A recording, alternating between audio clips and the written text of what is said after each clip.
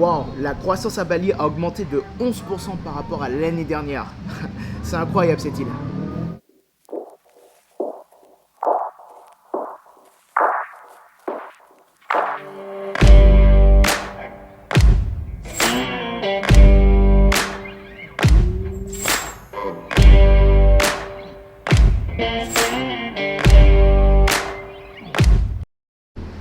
Salut tout le monde, bienvenue sur la chaîne de Laurent Millot. Donc si vous ne me connaissez pas, j'accompagne en fait les investisseurs français à venir investir à Bali.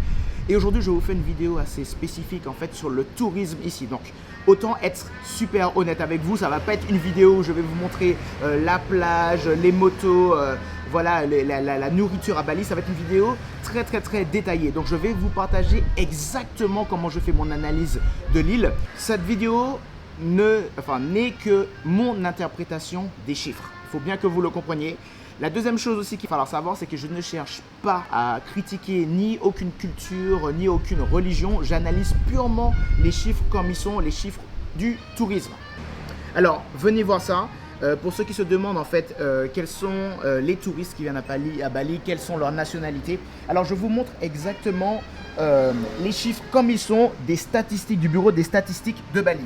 En numéro 1, en fait, ce que vous avez comme touristes, ce sont les Australiens. Les Australiens, par exemple, en 2019, donc ça, c'est le tableau de 2019. Donc voilà, c'est par rapport à 2018, hein, donc c'est bien décembre 2019. Ils sont venus, il y a eu 1 million, enfin 1,2 million d'Australiens. Après les Tiongkok, donc c'est en indonésien, donc ça veut dire chinois. Vous avez les Indiens, vous avez les Anglais, vous avez les Américains, Japon, Corée, les Français qui sont ici. Donc il y a 200 000 touristes français qui viennent ici. Les Allemands, les Malaisiens et les autres. Voilà. Et pour tout, en fait, l'année de tourisme, en fait, en 2019, il y a eu 6,2 millions de touristes à Bali cette année. Ce qui est intéressant en fait à savoir, c'est surtout ça, parce que vous avez vu, j'ai mis tous les chiffres pour vous, parce que moi j'aime bien comparer en fait les 2 années pour savoir comment est la progression du tourisme. Alors regardez, on va faire un petit calcul ensemble par rapport au tourisme. Donc on va calculer la croissance comme elle est. Voilà. Alors, et on va descendre tout ça. Ok, bon, ça c'est nickel. Alors, vous voyez bien que sur cette partie de l'année, donc on va commencer par faire ça. Ok, voilà. Alors, vous voyez bien que sur la première partie de l'année en janvier, donc Bali a battu beaucoup de records par rapport à l'année dernière au niveau du tourisme. Ils ont fait plus 30% par rapport à l'année dernière sur le mois de janvier. Et sur la dernière partie de l'année, donc après le mois d'août, donc juste ici, ils ont aussi battu en fait beaucoup de records. Malgré tout ça, malgré le fait que voilà, il y a eu 7 mois, Bali a augmenté de plus 4% cette année. Ils ont battu tous les records ici. Ça, c'est la mesure prise par le gouvernement pour arrêter ça. Et vous avez vu que 6 mois après, eh bien, ça a déjà porté ses fruits. Et en fait, on est déjà reparti sur une très bonne croissance au niveau de Bali. Autre chose que vous ne voyez pas en fait ici, c'est qu'il y a maintenant pour ceux qui connaissent Bali, il y a les Russes qui arrivent en permanence. Et regardez ça. Donc, là, je vais sur YouTube, il y a une vidéo que j'aimerais vous montrer. Elle vient d'être postée, en fait, elle est juste ici. Bon, je ne pourrais pas vous la traduire, c'est un peu compliqué, mais elle vient d'être postée sur YouTube il y a 1 mois et elle a fait 8 millions de vues. Les Russes, en fait, qui n'apparaissent pas du tout, en fait, dans ce tableau-là, parce que je vous l'ai déjà montré, en fait, c'est pas la première croissance touristique, donc les Russes, ils n'apparaissent pas, d'accord, ici, hein. Vous êtes d'accord, vous vous souvenez de ce tableau? Eh bien, pour tous ceux qui vivent à Bali, ils arrivent en masse maintenant. Cette vidéo a été postée il y a un mois, elle a fait 8 millions de vues jusqu'à maintenant et elle a fait 4 millions de vues en quelques jours. Ça a été juste énorme. Donc voilà, donc on va maintenant parler un petit peu face caméra pour vous montrer en fait comment ça se passe.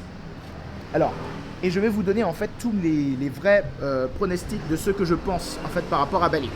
Donc, alors, la question qui revient souvent, y a-t-il trop de touristes à Bali? Est-ce que Bali va continuer à augmenter? Voilà, qu'est-ce qui se passe? Il y a des catastrophes, etc., etc. Bon, je vais y répondre dans cette vidéo. Je vais essayer de faire de mon mieux. C'est mon analyse, encore une fois. La première question. On me dit souvent, maintenant, Laurent, il y a trop de touristes. Alors, soyons honnêtes. Moi, je trouve que c'est une stratégie, ce qu'on appelle de bullshit en fait à Bali.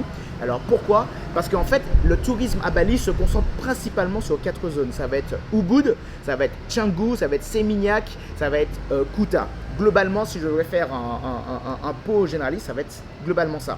Si vous sortez en fait de ces 4 villes-là, de ces régions, il y a un peu aussi le Sanur, enfin qui est sur la droite, et le sud de Bali, mais c'est pas les plus gros flux touristiques.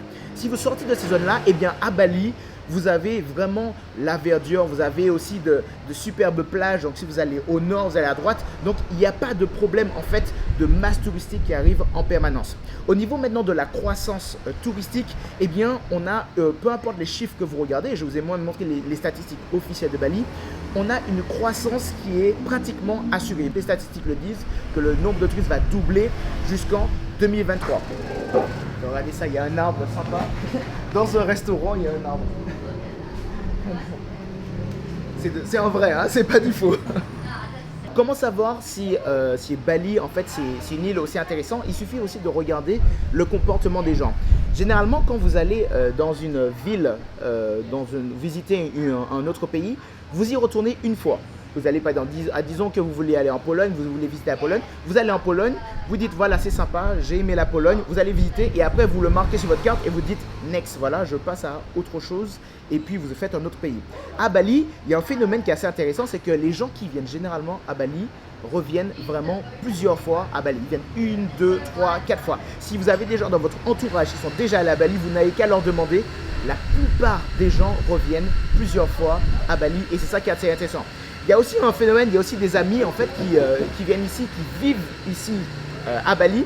À un moment, ils disent bon, j'ai fait assez de Bali, ils sont là depuis 10-15 ans, j'en ai marre, j'ai envie de retourner en France.